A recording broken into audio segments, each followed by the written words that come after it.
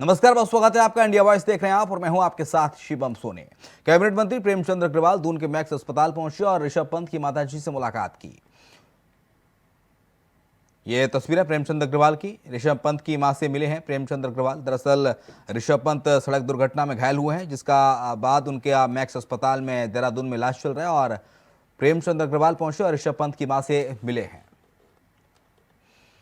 बात देहरादून की, जहां पर भाजपा मुख्यालय में पीएम मोदी की मां के निधन के बाद श्रद्धांजलि सभा का आयोजन किया गया, जिसमें भाजपा प्रदेश अध्यक्ष महेंद्र भट्ट, सांसद डॉक्टर रमेश पोखरियाल निशंक, कई विधायक समेत तमाम वरिष्ठ नेताओं ने श्रद्धांजलि दी।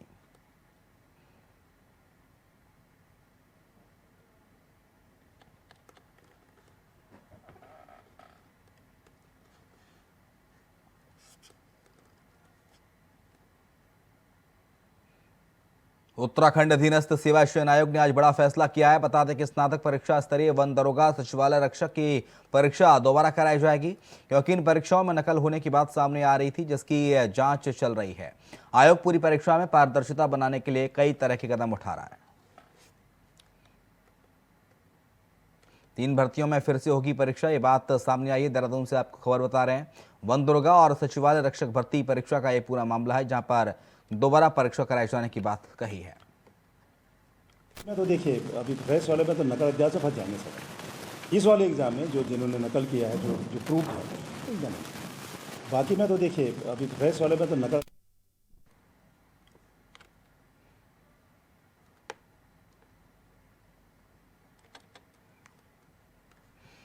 बात देहरादून की, जहां पर मोड़ पर नजर आ रहा है। दरअसल नए साल के अवसर पर लाखों सैलानी देश विदेश से उत्तराखंड पहुंचते हैं, जिसको देखते हुए प्रशासन ने पुख्ता इंतजाम किए हैं। पिछले साल की अपेक्षा इस साल अधिक संख्या में पर्यटकों की पहुंचने की उम्मीद की जा रही है।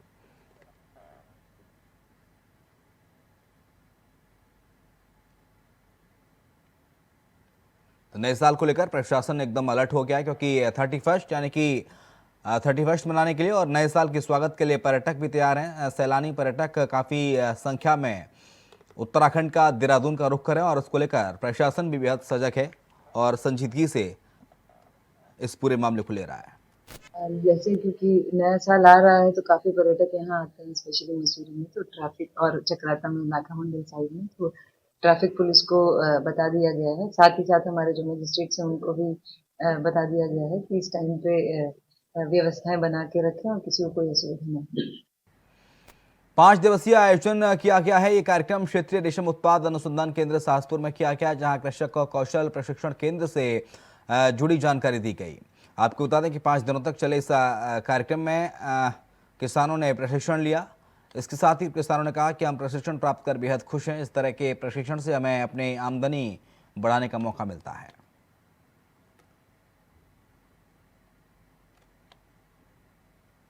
कृषक कौशल प्रशिक्षण कार्यक्रम का आयोजन किया गया डोईवाला में और इसमें कई संख्या में भारी तादाद में किसान पहुंचे। उन्हें वहां से ट्रेनिंग दी गई, प्रशिक्षण दिया गया और किसानों ने कहा कि इस तरह के प्रशिक्षण से हमें आमदनी बढ़ाने का मौका मिलता है। यहाँ पे आके बड़ी खुशी मिली है कि हमें इन लोगों से बहुत कुछ सीखने को मिला। रेशम के बारे में, कीड़ों के बारे में, कैसे कैसे पाले जाते हैं, और इन लोगों का मैं बहुत बहुत धन्यवाद करता हूँ। और थोड़ा जानकारी देना चाहूँगा उसके बारे में जो हमने यहाँ से सीखा। सबसे पहले तो साफ़ सफाई के बारे में यहाँ हमें सिखाया गया और बताया गया है कि कैसे कैसे कीड़े आने से पहले उनकी सफाई करनी चाहिए, घर में किस चीज़ का इस्तेमाल करना चाहिए, और ये हमने यहाँ के सीखा। सबसे पहले हमें घर के चारों तरफ साफ़ सफाई करनी है और चूने से उसकी धुलाई करनी है, या चारों तरफ जहाँ हम कीड़े रखते हैं हमें वो उनके चूने से पुताई करनी है, ताकि वहाँ पे किसी तरह की बीमारी ना फैले। हमारा जो डिपार्टमेंट है केंद्रीय रेशम बोर्ड, भारत सरकार, ये लगातार जो है इस प्रकार के कौशल प्रशिक्षण किसानों का, रेशम किसानों का करता रहता है।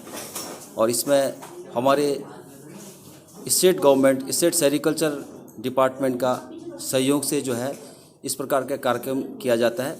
हम जो है लगातार इस प्रकार के प्रशिक्षण के द्वारा जो है किसानों का कौशल में वृद्धि करते हैं, और जो भी नए नए तकनीकी अनुसंधान होते हैं सेंट्रल बोर्ड की तरफ से, उसकी जानकारी हम, तमाम जानकारी हम अपने किसान भाइयों बहनों को देते हैं, ताकि ये लोग अपना उत्पादन, अपना आमदनी ज़्यादा से ज़्यादा कर सकें। बात बाजपुर की, जहां पर सुल्तानपुर पट्टी के जीआईसी इंटर कॉलेज में आज एक दिवसीय करियर गाइडेंस कार्यक्रम का आयोजन किया गया, जिसमें मुख्य अतिथि एसआई विशन लाल, एडवोकेट मोहम्मद रफी और चिकित्सा अधिकारी डॉक्टर खालिद यूनुस ने कार्यशाला में बच्चों को विभिन्न विषयों और करियर के संबंध में विस्तार से जानकारी दी। साथ ही बच्चों ने भी इस गाइडेंस को लिया। कार्यक्रम में बच्चों को जानकारी दी गई, बच्चों के करियर से संबंधित जानकारी दी गई।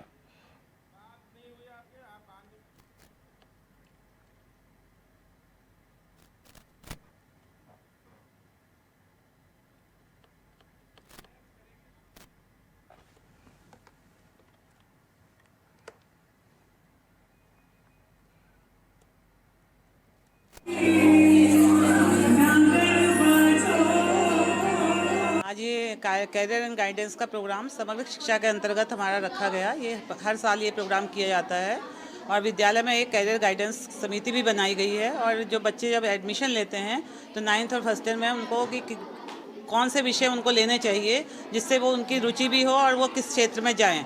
तो इसको कार्य को करने के लिए आज ये कार्यक्रम रखा गया और इसमें विषय विशेषज्ञों को बुलाया गया, क्योंकि काफ़ी बच्चे इसमें ऐसे थे कि उन्होंने ये सोचा कि हम पुलिस में जाना चाहते हैं। 40% बच्चों ने पुलिस में जाने की इच्छा जागृत करी, कुछ ने वकील बनने की इच्छा जागृत करी, कुछ ने आईएएस पीसीएस और कुछ ने ये शिक्षक बनने की और अन्य क्षेत्र में जाने की इच्छा व्यक्त करी। इसको हमने एक सर्वे करके इसको जांचा और उसके बाद ये तय किया गया कि इन विषय विशेषज्ञों को विद्यालय में बुलाया जाए और उनसे बच्चों को हेल्प मिली कि वो किस तरह से आगे पढ़ाई करें कि उस क्षेत्र में जा सकें।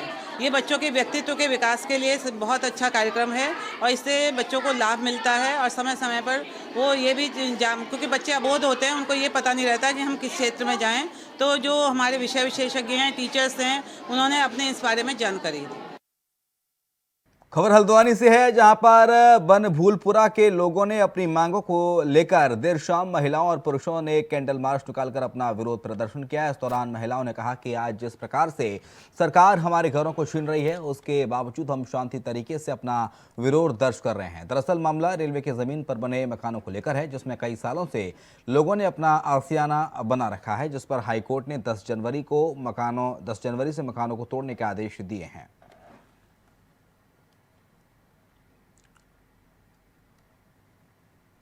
सारे लोग इकट्ठा हुए हैं, सब ठंड में यहाँ जमा हुए हैं कैंडल लाइट के लिए। वो इसलिए कैंडल लाइट मार्च निकाली जा रही है क्योंकि बहुत से लोग हैं, जैसे रेलवे के अलावा जो प्रॉपर्टी जा रही है जिनकी रजिस्टर्ड जगह है, तो हमारी यही मांग है कि जिनकी रजिस्टर्ड जगह है उनकी एटलीस्ट जगह ना जाए और जो झोपड़पट्टी वाले हैं उनको भी गवर्नमेंट कहीं जगह दे, जिससे कि वहाँ पे गर्भवती महिलाएँ और बाकी लोग जो हैं उनको कहीं रहने के लिए ठिकाना मिल जाए। बात पौड़ी की, जहां पर सीआईएसएफ जवान बनकर ठगी करने का मामला सामने आया, जहां पर एक अभियुक्त को पौड़ी पुलिस ने हरियाणा से गिरफ्तार किया। अभियुक्त परवेज ने अपनी पहचान को छिपाकर खुद को सुमित कुमार बताते हुए सीआईएसएफ का जवान बताया और एक परिवार के 4.5 लाख की ठगी कर डाली, जिसके प्राथमिकी परिवार ने पुलिस थाने में दर्ज करवाई है। फिलहाल पुलिस ने अभियुक्त को गिरफ्तार किया है और आगे की कार्रवाई में जुट गई है।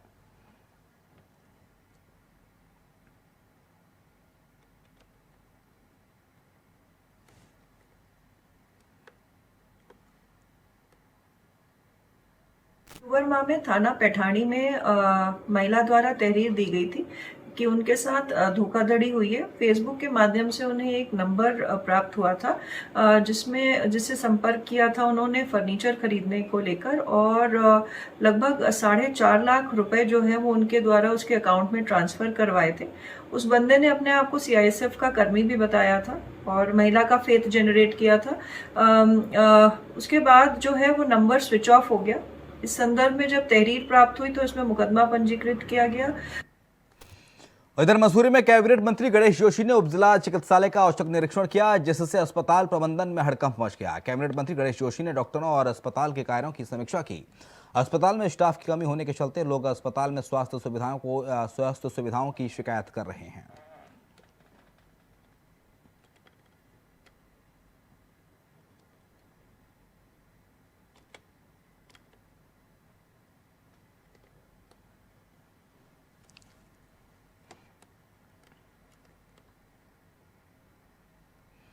उधर भारतीय जनता पार्टी ने देहरादून, कोटद्वार और रानीखेत महानगर कार्यकारिणी घोषित की है। प्रदेश अध्यक्ष महेंद्र भट्ट के निर्देश पर देहरादून, रानीखेत और कोटद्वार महानगर कार्यकारिणी की घोषणा की गई। 3 जिलों की महानगर कार्यकारिणी में करीब 50 कार्यकर्ताओं को जिला उपाध्यक्ष, जिला महामंत्री, जिला मंत्री, जिला कोषाध्यक्ष, जिला कार्यालय मंत्री और जिला मीडिया प्रभारी जैसे पदों की जिम्मेदारियां सौंपी गई हैं।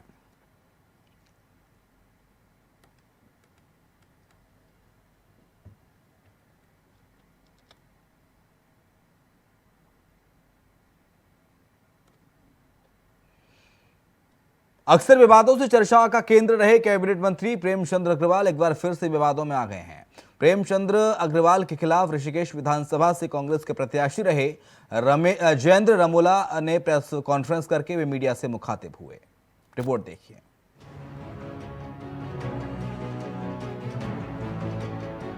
अक्सर विवादों को लेकर चर्चा के केंद्र में रहे कैबिनेट मंत्री प्रेमचंद अग्रवाल एक बार फिर से विवादों में आ घिरे हैं। मंत्री प्रेमचंद अग्रवाल के खिलाफ ऋषिकेश विधानसभा से कांग्रेस के प्रत्याशी रहे जयेंद्र रमोला सियासी आरोप लगाकर धामी सरकार में कैबिनेट मंत्री रहे अग्रवाल को निशाने पर ले लिया, जिसको लेकर उत्तराखंड में सियासी तकरार बढ़ गई है। जयेंद्र रमोला ने आरोप लगाते हुए कहा कि जहां एक तरफ कैबिनेट मंत्री प्रेमचंद अग्रवाल बिल लाओ इनाम पाओ जैसी योजना लाकर जनता को जीएसटी चोरी के खिलाफ जागरूक करने का काम करते हैं, वहीं दूसरी ओर उन्हीं के परिजन जीएसटी को चोरी करने का काम कह रहे हैं। आरोपों के घेरे में मंत्री के बेटे हैं। प्रेमचंद अग्रवाल के बेटे पीयूष अग्रवाल द्वारा खरीदी गई जमीन के दस्तावेजों के आधार पर जयेंद्र रमोला द्वारा ये आरोप लगाए गए हैं। आरोप है कि जमीन को दस्तावेजों में खाली दिखाया गया है, जबकि उसी जमीन पर प्रेमचंद अग्रवाल का 200 गज का पुश्तैनी मकान है। रजिस्ट्री में 25 से 27 लाख के स्टाम्प लगाए गए हैं, जिससे स्टाम्प में चोरी की जा सके और सरकार को चूना लगाया जा सके। वित्त मंत्री के स्वयं के पुत्र एक जमीन खरीदते हैं। जमीन में लगभग 27 लाख के आसपास, 25 से 27 लाख के आसपास के रेवेन्यू को चोरी करने का काम करते हैं, क्योंकि वो जिस भूमि को खरीदते हैं वो भूमि में पहले से ही निर्माण हुआ होता है, उसमें मकान बना हुआ है, जबकि वो रजिस्ट्री में ये दिखाते हैं कि वो भूमि खाली है। तो मैं माननीय मुख्यमंत्री जी से कहूँगा और माननीय प्रधानमंत्री जी से कहूँगा, क्या ईडी विपक्ष के दलों के लोगों के लिए ही है? क्या ईडी आपके मंत्रियों के लिए नहीं है? आपके मंत्री पुत्रों के लिए नहीं है? क्या ईडी सिर्फ और सिर्फ उन लोगों के लिए है जो सरकार के पक्ष में नहीं है, सरकार के विपक्ष में? तो मैं मुख्यमंत्री जी से भी मांग करूंगा आपके चैनल के माध्यम, और मंत्री जी से भी कहूंगा कि आप जो बड़े बड़े करोड़ों रुपए के होर्डिंग्स सरकार के पैसे से लगा रहे हैं, क्या वो कार्रवाई करेंगे अपने पुत्र के खिलाफ? उधर जयेंद्र रमोला के आरोपों के जवाबों में वित्त मंत्री प्रेमचंद अग्रवाल ने भी पलटवार करने में देरी नहीं की। मंत्री ने अपने ऊपर लगे आरोपों को पूरी तरह से निराधार बताया है। साथ ही अग्रवाल ने तंजिया लहजे में भी ये कहा कि जयेंद्र रमोला मेरे द्वारा विधानसभा चुनाव 2022 में मिली करारी शिकस्त को पचा नहीं पा रहे हैं। प्रकार से 2022 विधानसभा का चुनाव हुआ और यही शख्स जो है मेरे से लगभग 20,000 वोट से हारे हैं और ये अपनी हार पचा नहीं पा रहे हैं और लगातार अनर्गल बयान देना, लगातार उनका व्यक्तिगत आरोप लगाना, ये इनकी फितरत बन गई है। मुझे स्पष्ट कहना है कि जो व्यक्ति मेरे खिलाफ चुनाव लड़ा और एक उस दौरान चुनाव लड़े एक और व्यक्ति ने, जगजीत सिंह जग्गा ने भी इन पे उनकी भूमि कब्जाने का इन पे आरोप लगाया था। तो जो व्यक्ति खुद दूसरे की ज़मीनें कब्जा कर रहा हो वो इस प्रकार के आरोप लगे, थोड़ा सा हंसी आती है। और क्योंकि वो अपने उस हार को बचा नहीं पा रहे हैं और उस हार से वो उभर नहीं पा रहे हैं, तो लगातार इस प्रकार के बयान देना उनके हताशा भरा ये कदम कह सकता हूँ, निराशा भरा कदम कह सकता हूँ। और मैं यही कह सकता हूँ कि परिपक्वता दिखानी चाहिए और ये हल्के बयान जिस प्रकार से दे रहे हैं निश्चित रूप से बिल्कुल निराधार है। और ऐसे लोग जिस प्रकार से बयान देते हैं मुझे लगता है इसको बहुत ज़्यादा टिप्पणी करने की आवश्यकता है। वैसे ये कोई पहला मामला नहीं है। प्रेमचंद अग्रवाल और विवादों का चोली दामन का साथ है। पहले विधानसभा बैकडोर भर्ती और अब बेटे के स्टाम्प ड्यूटी की चोरी के मामले में राजनीतिक आरोप। ऐसे में देखने वाली बात होगी कि क्या सरकार इस पूरे मामले पर जांच कराती है या फिर मसला सिर्फ राजनीतिक आरोपों तक ही सीमित रह जाएगा।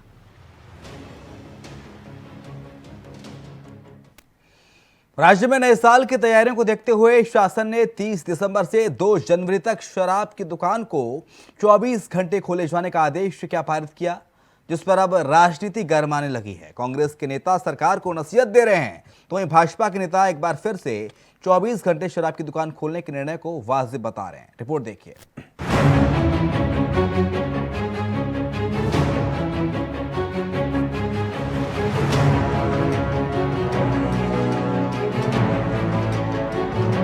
तो उत्तराखंड में 4 दिनों तक 24 घंटे शराब के ठेके खोलने का आदेश जैसे ही थामी सरकार ने दिया, वैसे ही सूबे की सियासत में सुरा पर संग्राम एक बार फिर छिड़ गया।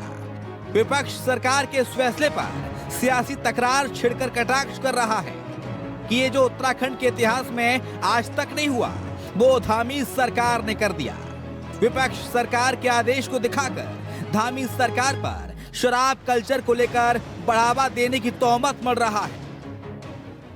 सिंह धामी सरकार ने एक बहुत ही हतप्रभ करने वाला निर्णय लिया है। उन्होंने नए साल पर 2 जनवरी तक सारे होटल रेस्टोरेंट के साथ साथ सारी शराब की दुकानें भी 24 घंटे खुलने के आदेश दिए हैं।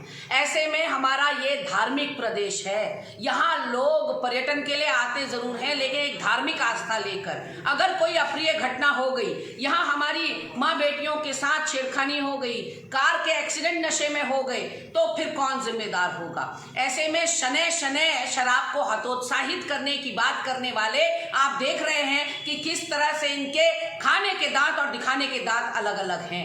पहले इन्होंने मोबाइल वैन से घर घर दारू बेची और अब ये 24 घंटे दुकानें खोलने का निर्णय जो उन्होंने 2 जनवरी तक लिया है, इसके अत्यंत दुष्प्रभाव होंगे। प्रदेश की छवि तो धूमिल होगी ही होगी। वहीं दूसरी ओर लगता है कि धामी सरकार पूरी तरह से शराब माफिया के शरण में जा चुकी है और उनके दबाव में इस तरह के निर्णय ले रही है। आदेश के मुताबिक शराब की दुकानें अगले 4 दिनों तक 24 घंटे खुलेंगी। सरकार का तर्क है कि पर्यटकों की आमद को देखते हुए ये फैसला लिया गया है। वैसे इसके पहले राज्य में होटल, रेस्टोरेंट और ढाबों को भी 24 घंटे खोले जाने की छूट दी गई है। दरअसल बता दें कि 31 और न्यू ईयर मनाने के लिए बड़ी संख्या में पर्यटक उत्तराखंड का रुख कर रहे हैं। अभी से एडवांस में होटल और रिजॉर्ट में बुकिंग फुल हो चुकी है। इसी बीच शराब की दुकानों को लेकर एक आदेश जारी किया गया है। कांग्रेस को कुछ न कुछ बोलना ही होता है और मैं हमेशा से बोलते आ रहा हूं कि कांग्रेस कोई अच्छा काम हो रहा तो उसकी कहीं न कहीं उसकी कमियां निकाल करके उसकी आलोचना करना उनका कर्तव्य सा बन गया है प्रदेश के अंदर।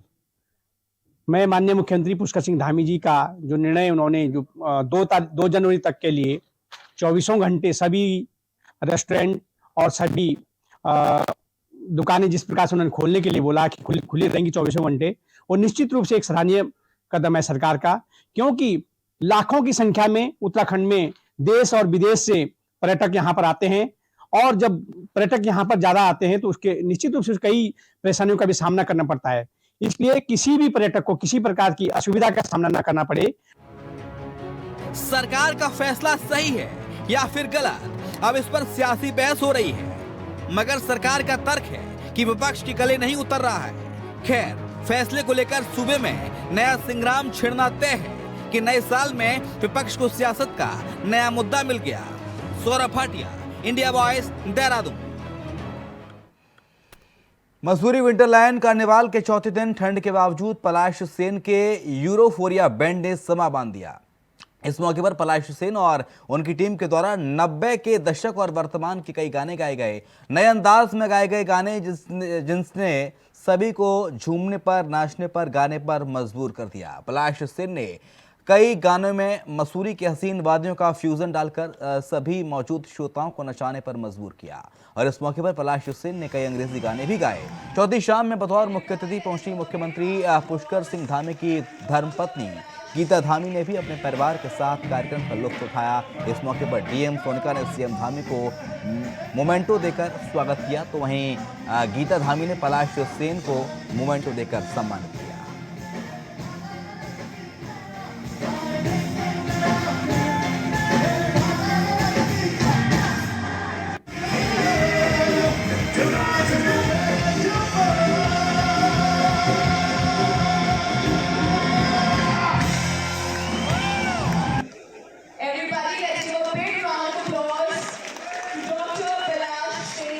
कार्निवल ही चल रहा था और आज भी इंडिया का बैंड आया था तो उसमें काफ़ी जोश था, काफ़ी इंजॉय किया और अच्छा चल रहा है और लोगों का रिस्पॉन्स भी बहुत अच्छा है। यहाँ पे एक पूरा मिक्स था, लोकल कल्चर भी थी, बाहर से भी आर्टिस्ट को बुलाया गया था, लोकल कुजीन लोगों ने बहुत पसंद किया, तो एक बहुत ही अच्छा पैकेज था इस बार कार्निवल में। सब ने बहुत मेरी अपील रहेगी सबसे कि कोविड में भी का पालन करें सभी लोग और मास्क लगाएं, सैनिटाइजर। और इसी के साथ बुलेटिन में इतना ही। खबरें लगातार जारी हैं।